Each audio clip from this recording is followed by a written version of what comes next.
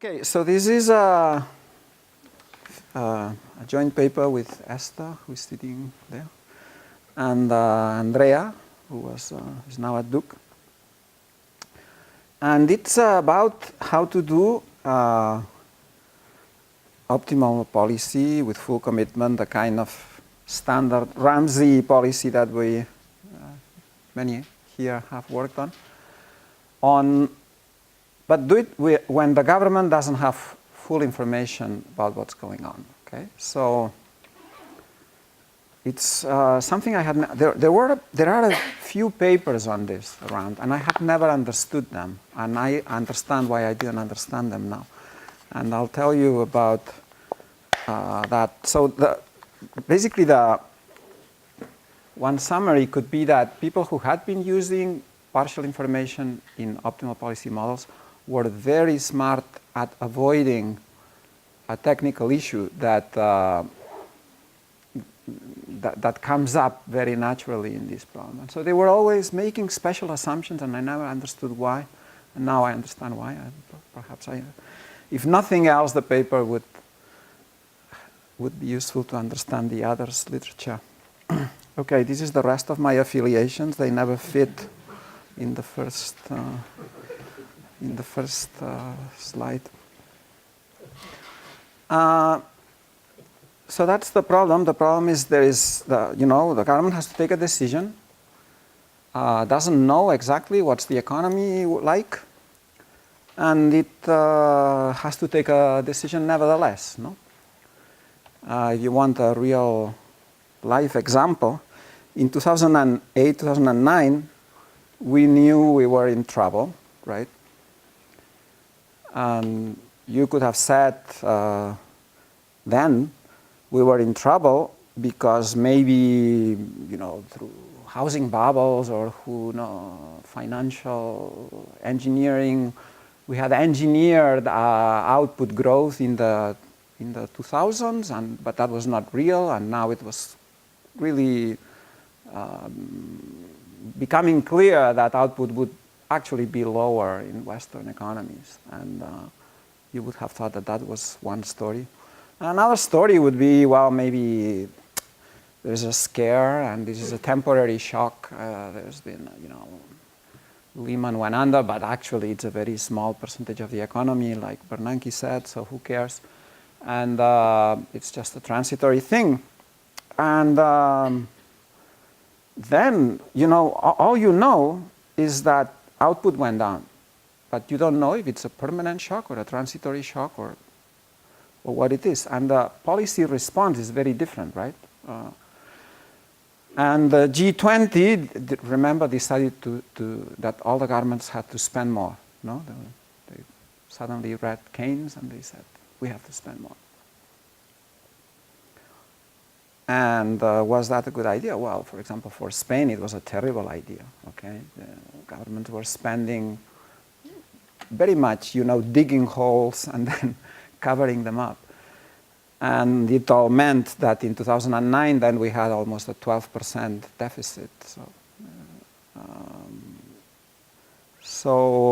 if it was a permanent shock as it was a total waste of money and making just that even deeper. But anyway, that's what we know now.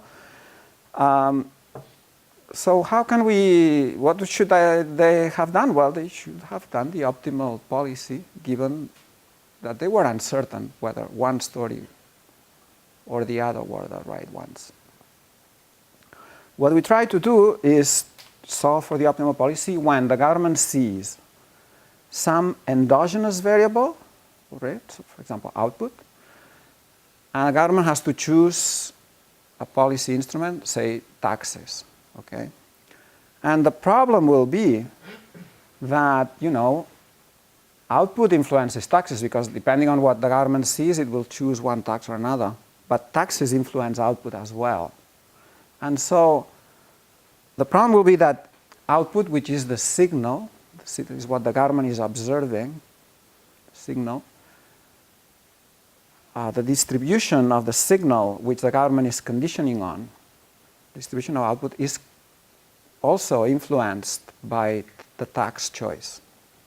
And in general, And in almost, you just write down the models we typically write down, it will almost always be the case that the distribution of the signal is endogenous to the tax policy, and therefore the problem is that the usual way we do first order conditions is wrong.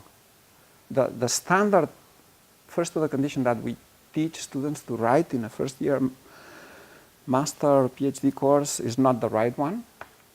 You need to adjust for the endogeneity of the signal, okay? And we show you how to do this. And basically the previous literature, they were all working under separation. They were working models where separation applied, where you can first do the filtering, okay? And second, once you do the filtering, then you have the conditional distribution of the signal. And then you take the optimal decision, all right? So if you want, the title, in the end, the title is doing optimal policy with general signal extraction, meaning there's no need to make assumptions so that separation holds. Okay? So filtering and optimization problems will be solved simultaneously. The example will be, if you want the Lucas and Stokey model, 2 periods to make it as simple as possible. And I'll show that when separation doesn't apply, doing solving for the policy as if it did can give you wrong results. And it can give you wrong results in cases like the Great Recession, when you have extreme, especially when you have extreme outcomes, taking averages or linear approximations can give you a quite wrong answer. Okay? So I'll go to, I don't know how quickly to go through the literature because I'm sure you're all, the people with more experience are thinking, but I've seen this, I've seen papers on with partial information. And I could go through the papers you think you've seen. But if you think about it, let me just go through the references very quickly to convince you that they all assume separation, okay? So partial information, optimal decision on the partial information goes back as the first papers by Muth. But there, it was taking an optimal consumption decision, for example, when there's a permanent and transitory shock, and those are exogenous shocks, so you just apply the Kalman filter, and all you care about is the uncertainty about the shock after you've applied the Kalman filter. Okay, so that's easy, because there is separation. There's also a bunch of papers where there are competitive agents who have partial information, okay? And then, so there are various shocks in the economy, and the agents have to filter out if it's a permanent or transitory shock by seeing the prices, okay? So the filter is endogenous to the economists, okay? Us, as economists, have to solve for the optimal Kalman filter, but the optimal decision that agents take, there's no endogeneity because for them prices are given, okay? So that's not an issue here. So all these references and many others, the issue we deal with is not an issue in these papers. There is also a bunch of papers, Laura,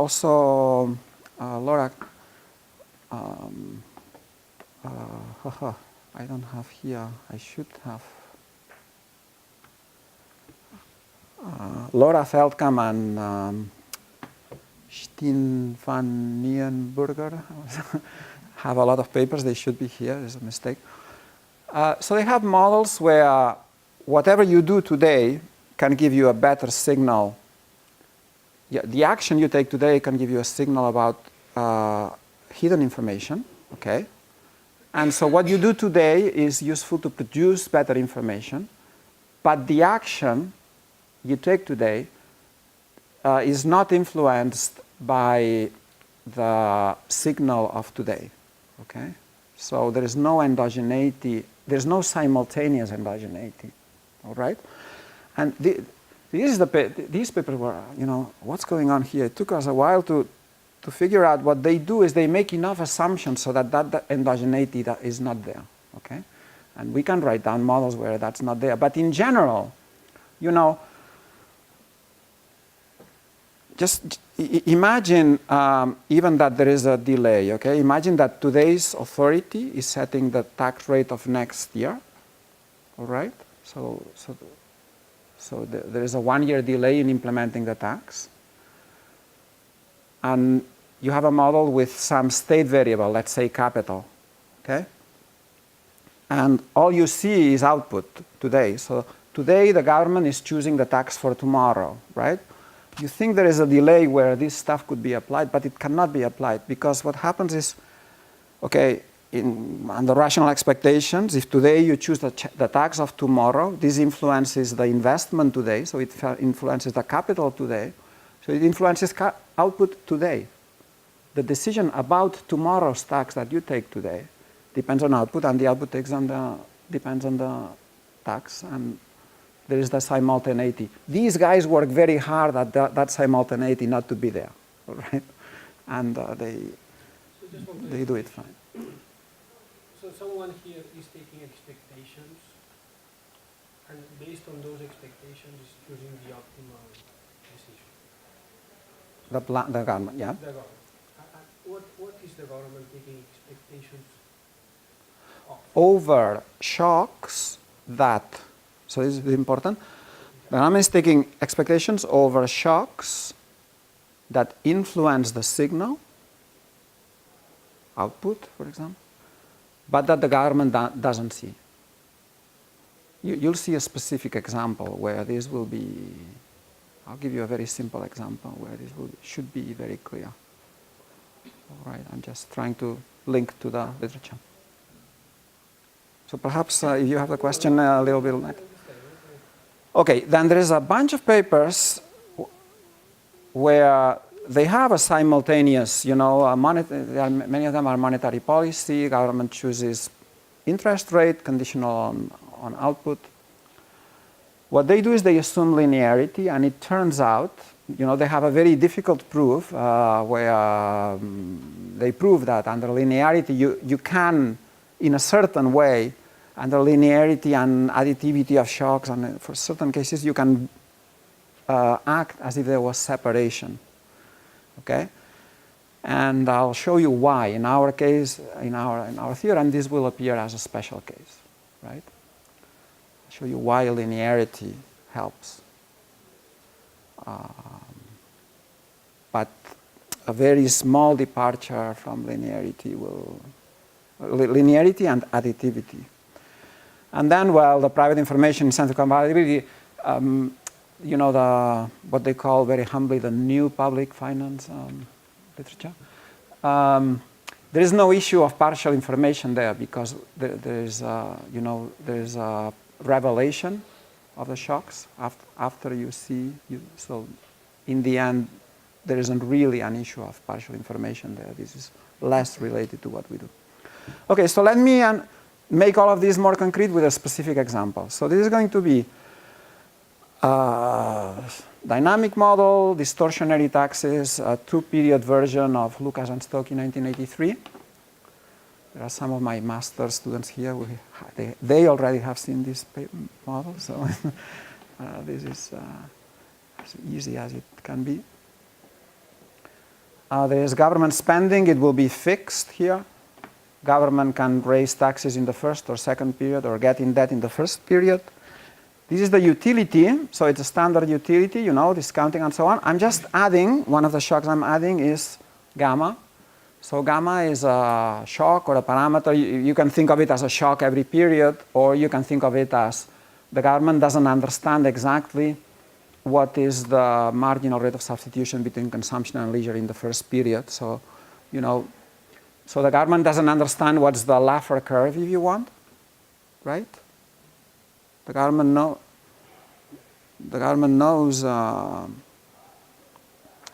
doesn't know if I raise taxes 2 points, what's my additional income going to be. That cannot know it because it doesn't know gamma.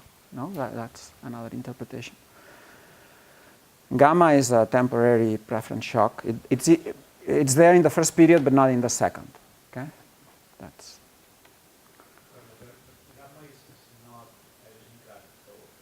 We just have one type of agent. There's just one guy. Yeah, exposed, they are all identical. It's just that the government will not see gamma. In this model, the agents will see everything, but we could think of models where neither the agents nor the government doesn't see anything. Budget constraints, everything standard, no? Consumption plus debt equals income net of taxes. And then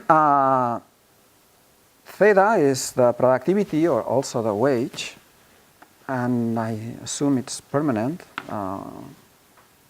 And it's uncertain in the sense that the government doesn't see it, the agents see it. All right? So the problem will be that the government will see output. Output will be influenced by gamma and theta, but the government cannot make out if it was gamma or theta.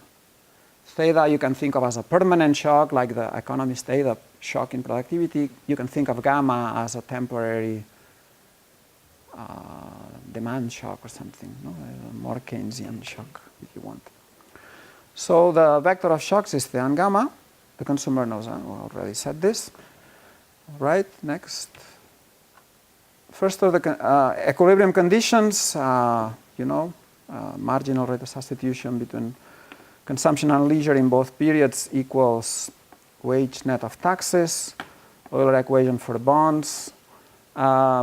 There is, by the way, uncertainty, but it's kind of incomplete markets in the sense that the government would like to insure against gamma and theta, but it can't.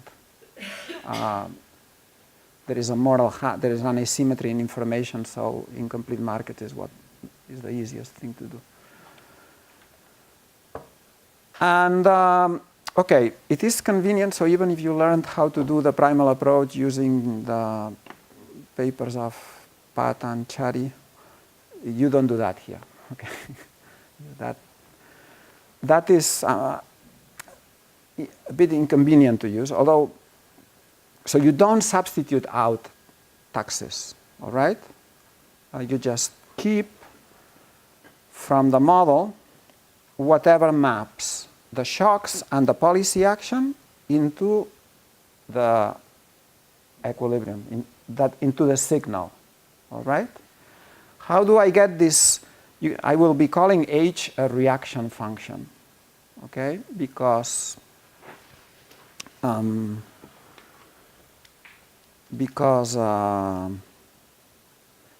the way we start with Astor, we started thinking about this. We started doing our work in the C58, going back from work to home. The C58 is the highway, and we were thinking of reaction function equilibria having two monopolists, okay? So we kept that language. So we call H a reaction function because it maps the action of the leader, the government, into the action of the follower that takes as given the tax, but this reaction is stochastic, it depends on the shocks, okay? And this will be the key thing, because using equilibrium conditions from L1, the government can then infer L2, C1, C2, everything else is depending on L1. So we think that you apply the primal approach to that, okay? But not, you don't get rid of tau 1, you keep this. And where do you get this? Well, simply by isolating this, okay? Here, instead of L1, you write feasibility, C plus J, and this is a function that maps implicitly tau and the shocks into L. Okay. What's the timing exactly again? Oh, it's, no, the timing. Timing. So the timing is the standard one in Ramsey equilibria. So the timing is the government announces. The government announces a policy, all right? And the policy will be a tax contingent on what it sees, which is a tax contingent on output, right? And then, voila, everything clears. Okay? But the government does not see output, no? The government anticipates what output... No, the government sees output. The way I'm setting it up here is a standard. I mean, this is the standard in... you could ask the same question to Lucas and Stokey. When is the timing and the tax? They don't ask that question. There is a tax as a function of the shocks. You have the shocks and woof, the competitive equilibrium gives that all those equations I wrote map the policy into an action. So I have the same. Lucas Stokey, they said a tau function, which is a state contingent function of the S super T that occurs in each period. Exactly. And they set that, think of them setting at the beginning of time. So you're setting a tau 1 function, I presume, as a function of what? Or are you going to get to that in a minute? Of L. I'm gonna be more explicit about that in a second. Define an equilibrium, do all that stuff? Yeah, but the timing will be will be the usual one. I could change the timing as well, but we want to keep the usual one. Okay, some example analytic solutions. I don't know if you, well, this is just, with this utility function, you get this reaction function. And you see, if you see output here, you cannot make out whether the shock was because of gamma or theta. But the government cares because the other variables will depend on whether. And with this other log utility, you would have to solve implicitly these, and anyway, you can get that reaction function. Now, you can see that I'm going to have this model in mind, but in fact, we will be thinking all the time about a generic model like this, okay, where the government cares about a utility objective function W. W is the utility of the agent with all the variables substituted out, so that it's only a function of L and tau and the shocks, and then subject to the reaction function. And then under full information, what Lucas and Stokey would do is they would define L or tau, doesn't matter, as a function, they would define tau as a function of theta and gamma, and knowledge of the first order condition gives L1 as a function of theta and gamma, okay? And that's the full information solution that we all know. And just to fix ideas, what you could do is, well, solve this, get the tau, and as we all know, the optimal solution for many utility functions, for some utility functions, this is strict. For many other utility functions, it's approximate, but the optimal solution is tax smoothing. Okay, the tax has to be the same in the two periods, right? The level of taxes will depend on theta and gamma, right? But across time, taxes are constant. All right, that's the one we own. Now, if the government would observe, if we would write a model where the government only observes output, we insist on that. But there is only one shock. Let's say that that we're in a setup where gamma is equal to 1 and the government knows it. Nothing changes because under invertibility of the optimal solution, you can implement the full information solution. It doesn't matter. So this is not really a problem of partial information. For a problem of partial information, you really need to have two shocks with a continuous distribution, at least one of them having a continuous distribution. You have two shocks, but they both have a discrete value. It's full information again in most setups. Or generically. Generically, but then people, in order to write a paper, they write it so that you can be confused. So that's what we're going to do. They are all the time confused, all right? There's theta and gamma, and at least one of them has a continuum of values, so you never know where you are. And because I'm going to be talking about the first period labor and tau, I'm going to drop the the one sub-index from now on, okay? So L and tau are in the first period. So what the government chooses now is a contingent policy where tau is a function of L. That's the optimal thing to do. They see L, that's what you should do. Would be suboptimal for the government to choose a tax, whatever output they see. You jump in between output and L, but there's a productivity. Right, yeah. They're not quite this.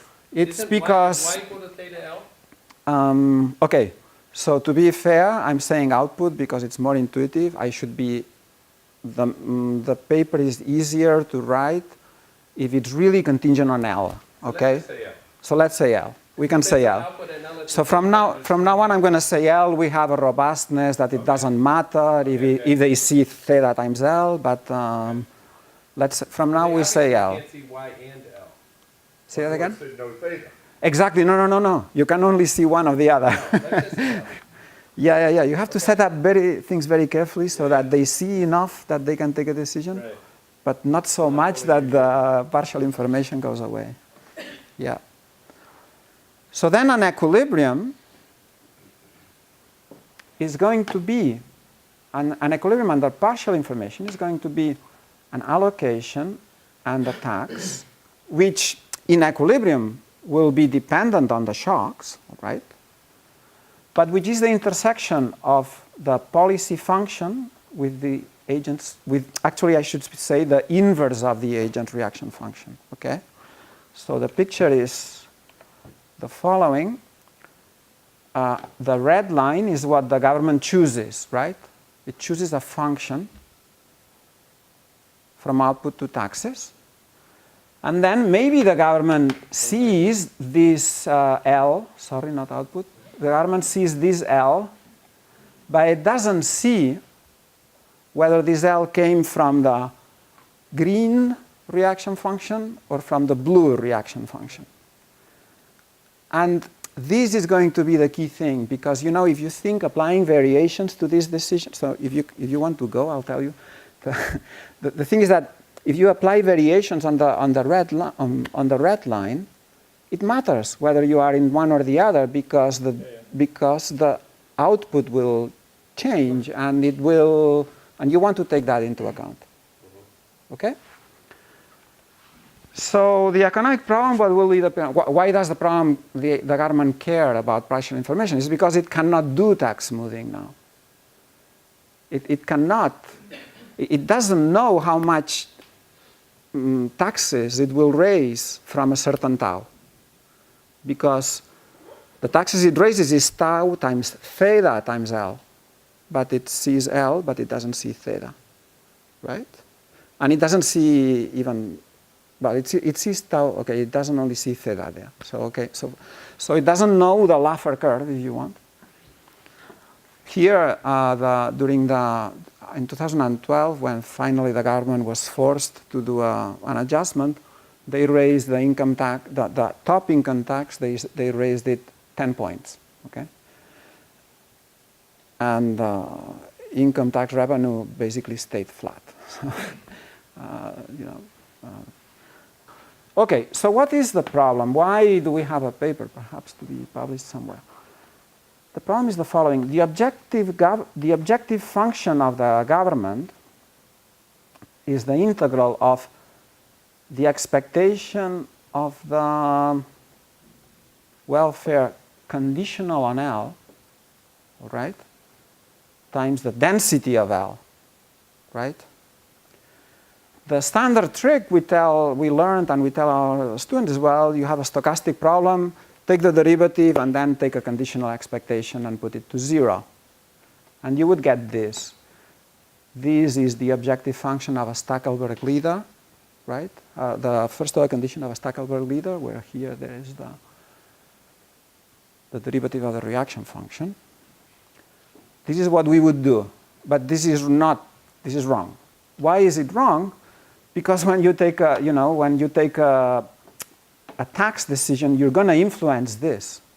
So the derivative will be the integral of the derivative of this times that, plus, in a way, this times the derivative of FL. All right? And this is what we kind of show that can be done in a general way. You don't need... Wait a minute, just to help me understand. You say technical difficulty, Yep. like this was just going to be a minor aside. This is the point of the whole paper. Yeah, okay. This is the great, wonderful thing we do, right? So it's not a minor technical difficulty? No, it's the not. point of the paper. Well, I always fear that there will be a Moldavian a mathematician that had solved this thing. But even in that case, we would be showing what this guy did because the economics literature has completely ignored this. And I think it's a problem, no? Because you'll see that interesting thing happens with policy. And when we tell Lucas and Stokey to students, this thing that you can actually map actions, policy actions to allocations is obviously something we would at least be able to relax. And we think this would be useful. Okay. One qualification. Yes. So this integral of the expectation, Say that again? the integral of the expectation of the conditional expectations, could it be written? It could be written as another integral, Absolutely. and then the You could integrate over the shocks. That's what you mean. yes. Yeah. And then the difficulty would be to know what is the distribution with respect the distribution of the probability measure with respect to the one that you are integrating. So I'll show you exactly what that's the trick. Okay, so That's what I'm confused about too. I would have expected the integral somewhere to eventually have the integration over the shock. I'm exactly. confused about that. And that's what we will do. What is the L tilde of this? I'm actually confused about this. So this, The primitive shocks, Okay, theta and gamma. yes, and that's So what you we might will have do. decisions as a function of theta. Yeah. So that's what we will do, and that's what works. The problem with that is the following. The problem with that is that, Just go to what you did, and then maybe, so we don't have to do this, because this Okay. confuses me. I would never have done this. okay. We find this useful to just show where is You're the, acting like someone else would have done where is the usual, But nobody. the would have usual, done this. well, Nobody I know would have done this. That's what. Let's see what you. okay, we can talk about whether nobody really, did. But you know Albert, and he did it. No, let's see okay. if you want to do it. so the thing will be, that the density of L, the density of L will be determined by this, right? Given a choice of the function R, right? This implicitly defines L for every given theta and gamma. And therefore, you have to find a way to see how different choices of R affect the density of L. All right? And that's what we do. Okay, so what is the optimal choice? Let me tell you what is the first order condition. It's slightly different from the one you would have. The one you would have normally would put this to 0. Can you go back and just write down the problem again? Where's the problem Yes. with the thetas in it? With this thing solved out? The problem is this. No, not that. Sorry. You're going to do this, I think. You're going to call out an R of L function, correct? The problem is optimizing this over R. Yeah, there's an R of L function. You're going to have a Ramsey problem that has choice of the R of L function. Exactly. Within the This one. constraint, they're going to say that. Go down a little bit if you don't mind. Back to where you were. To where you were with the L thing. One more. Yeah. There. Where? So yes. that is going to be the constraint. It's not on the slides. Yeah, you're right. And You're then right. you You're have right. the objective function with the integrals over thetas with that Right. constraint, and then you're You're right. saying typically when you choose the different pieces of the R, you don't have to go to the other unreached nodes and have it interact. Here you have to, and you get a fancier. Exactly. In principle, yes, exactly. But somehow you never wrote the right. You're right. Here, Where's the right problem? this is in the paper, and it's not here. Here, there is a missing constraint. Here's a missing constraint which says tau has to be a function R of L, Yeah. and you optimize over R. Yeah, exactly. I promise it's in the paper. You can check Okay. it. Sorry. So you're that right. Yeah, can integral- everybody see this constraint? And then the integrals are over theta and gamma. No, the constraint is tau. No, but the integrals on the top are over theta and gamma, given Yes. that R function. And Yes, that somehow yes, is on the slide too. Yeah, yeah. Very good. Yeah. This integral is over See theta that- and gamma. See that E? That's what he means. Exactly. Lucas carefully said to everyone who would listen, since he's not around much anymore, I'll tell you, E is the worst letter ever used in economics. That's why we have integrals, and we have what you integrate Okay, over, we have densities, etc. But carry on, We're hopefully explicit about carry on. what we do. Even in your slides. But yeah, we like, so- especially this is, I'm telling you, I'm saying, this is a tricky one. No, Next no. time I'd put the integrals over this. It is tricky one, and it is a main thing in Right. this paper to be very clear about what each Exactly. integral means. Yeah. But yeah, the constraint that was missing from the optimization problem is this constraint, Exactly. and you optimize over R. Okay, R is what you have to choose. As I showed I you. want to try to finish in 10 minutes. Oh, shoot. Okay. Let me go quickly then. First order condition would be not having this thing, right? Just put the derivative to 0. Turns out the optimal first order condition is to put this stuff here, because this stuff is what the change rule applied to, let me go back. If you apply the change rule to here, and you, instead of R, put a deviation from R, and you apply the change rule and take the derivative, that's what comes out. So it's, in the end, it's intuitive, of course. You have to set the derivative to 0, but you have to compensate for adjustments in the distribution of L. All right? And this is the derivative of how labor changes when the tax rate changes a little bit. To prove this, so what's nice about the paper is we don't have to do any new math, okay?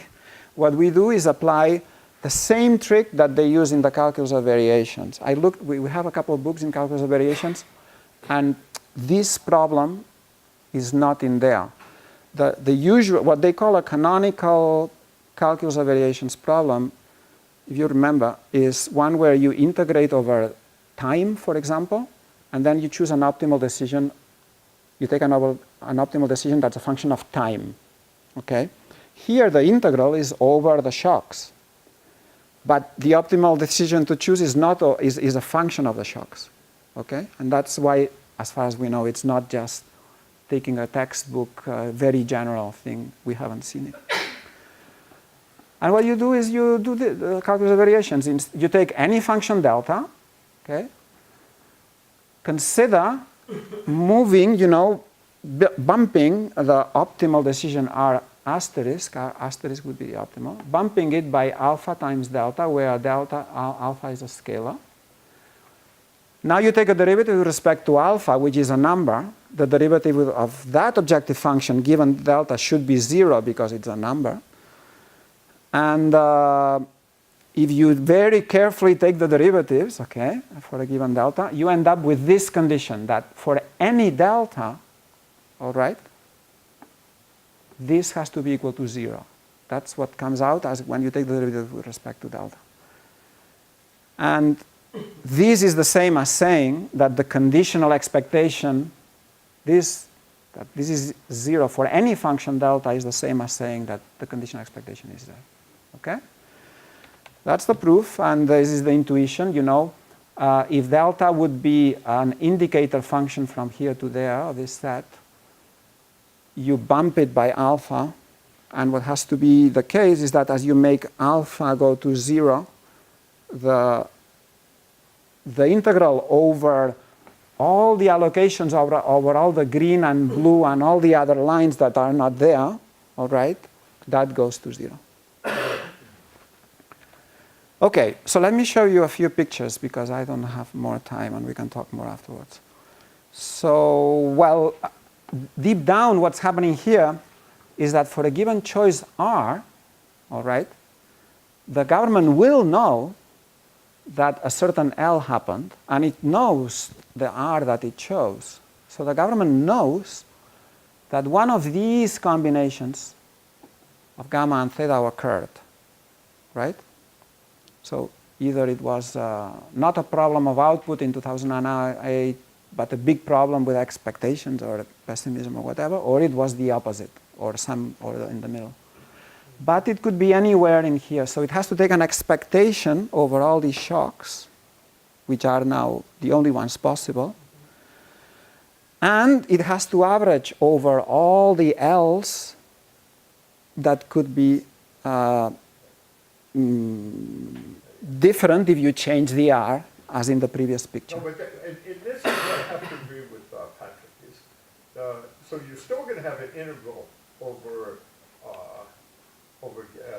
Yeah. gamma and theta, but you're not integrating over two dimensions. You're just integrating over this one-dimensional object. In one sense, yes. Yeah. In one sense, so then yes. you got to be tricky writing down the It is intervals. tricky. Yeah. But that's okay. But this works for any delta, so that's makes it easier. Anyway, okay. Previous results. What were the people doing? They were basically taking cases where h of tau was either 0 or a constant. The linear case of Svensson, the closest to us are the ones I said they do linearity, simultaneous endogeneity, but in the end they can do separation. But they do linearity. So h of tau in their case is a constant. Yeah, and I really mean linearity. There cannot be a shock times L or times tau, okay? It has to be that tau maps linearly into L. In that case, look at this first order condition. This is a constant. This is a constant. This is a constant always, no? R given L, this is a constant, so this drops out. All right? And all the previous cases were, in one way or another, having a constant kernel, if you want. All right? But you don't need to do that. You can have a non-constant kernel. And then interesting things happen. For example, let me explain this picture. I don't know if you see the numbers. They don't matter much. This is mapping L into tau. Okay? This is the optimal policy. The yellow thing is all the taxes that can happen and the full information for a given L. All right? So this is what the yellow thing is what Lucas and Stokey would have for different combinations of theta and gamma. So for example, this L could go along with many taus because it could happen with several taus and gammas and thetas. All right? But at the extremes, there is just one, this is, here you're very happy because labor is low, and here you're in deep shit because it's the highest possible, no? It's the worst possible outcome for both shocks. All right? The red line is the optimal allocation computed with our trick. What happens? In the extremes, and this helps for computation, in the extremes they coincide. Because if you see this L, there's only one way you can be in this L, and there is full information. For all the others in the middle, the government is confused. It sees this L, but it doesn't know what's happening. So what's happening here? What's interesting is that you can get many of these pictures where in a model that's log utility, so it's fairly log linear, you get a lot of nonlinearities. Why? Because in the middle, the linear approximation works well. In the middle, this L is not very different from this L in the sense that the confusion about the shocks here is similar to the confusion about the shocks here. Sorry, on the X it's L, and on the Y it's Tau. Tau. Yeah. Yeah. So here, this is kind of an average of the two extremes if you want. But you know that at some point you have to converge to the kinks, right? So in this way you can build in nonlinearities. You can see, in the, you can also, you can explain, in the real world, you don't see nearly as much tax volatility as Lucas and Stokey would imply, all right? This is probably, The other way, you mean? You don't see, no, okay, you don't see enough, you don't see as much tax volatility conditional on shocks. Okay, if you look, there is tax smoothing, but for a given value of the shocks, you're going to, with incomplete markets, you would see a lot of changes, right? With incomplete markets, you would see a lot more tax volatility. Anyway. That's more like Barrow. That's more like Sargent. Or you're some of your stuff. Yes, yes. So Okay, we have incomplete normally markets here. They say it the other way. Normally they say incomplete markets is tax smoothing. We don't see tax smoothing, therefore we have incomplete markets. That's like your intro, right? And Right. therefore we do our Lucas Stokey full information with incomplete markets, and the towels look a lot closer to random walks, which is more like it is in the data. Is Okay. that your paper? But it's easy. I mean, in this model, because I think it's because of the gamma.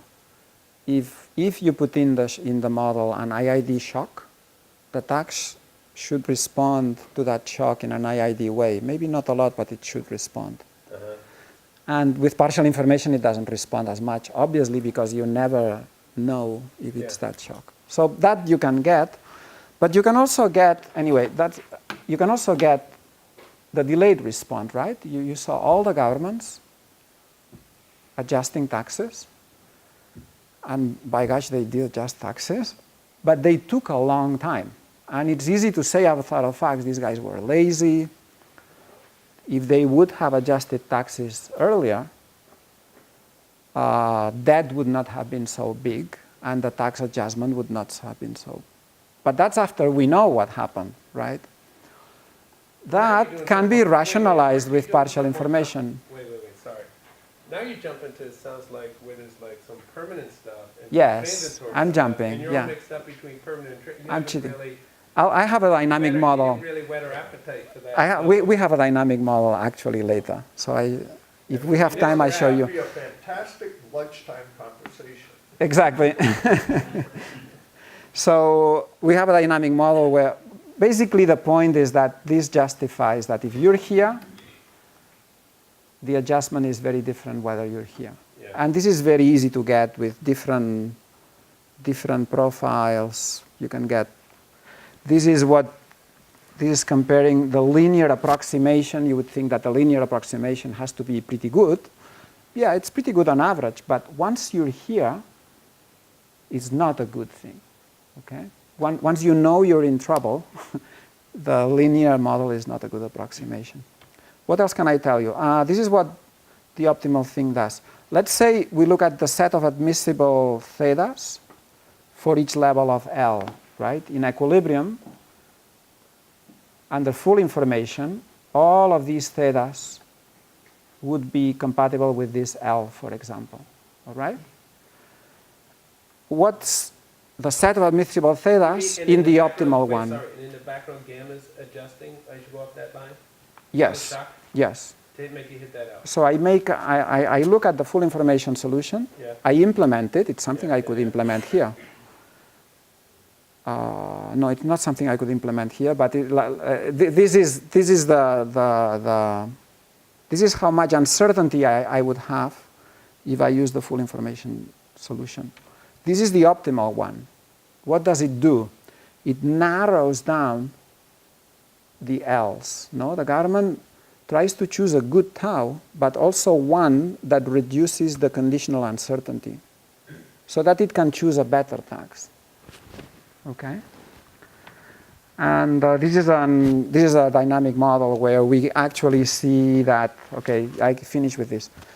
If there is a shock, I choose this one, which is high dat. If there is a shock to theta, theta is low, output shock.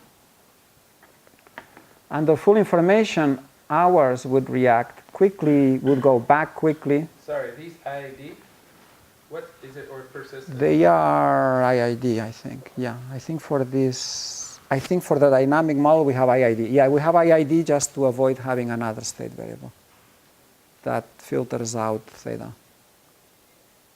I thought you were going to tell a complicated story, which is, say, there's a permanent transitory bit. you're going along, you don't know what this thing's permanent, transitory. You do it for a while, you start getting a better feeling that it's permanent, and then slowly you move towards what it will be when the permanent becomes more like close to fully revealing, and it makes it look like the government's lazy, but they were just optimally learning Yeah. and saving in. Yeah, I thought that was the story you told, but then you That didn't was have that was the story in the two-period model. Okay. I see. Now, to make things simpler, the shocks are IID. If you were the referee and you would ask us to do a serially correlated theta, we would do it, but then we have another state variable. Yeah, yeah.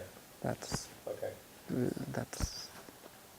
Anyway. So here you can see the delayed response of Rajoy, and the lower output, more hours worked. Under partial information. I think this is enough. This is enough. If you can think of applications or stuff to do, it would be interesting. Very good. We're done, right, with time? Yep, So, perfect. questions? So it seems that for most of the possible realizations, possible combinations that within the two-period model of the two shocks, whether you have a linear policy or not is relatively the same. Only for very extreme combinations of gamma Exactly. and the other shock is where the optimal policy will change. In this model, yeah. But isn't it the case that in those that happens because you know that it must be that combination. Exactly. But then it is We say the signal extraction issue dominates here, yes. because you know what's happening and there. I mean, it would be nice if you had very different optimal policy also in the middle. When there is a lot of Right. uncertainty. We couldn't come up with it. Yeah. I'm sure there is. But I think already this message that, Because okay, maybe the linear the thing message works is, well in the middle, well, but you don't not know where is you are. already In fact, it nice. doesn't matter what you do because the approximation, the linear approximation is Yeah. when you know where you are, then it is obvious what you have to do. And it's very different from... Right. Well, okay, we were saying after I see the solution, I could have had it in another way. That's usually... But we'll have to continue this later. Yeah, let's... You need to we get can, up. any question afterwards, I'll be around. Okay, thanks.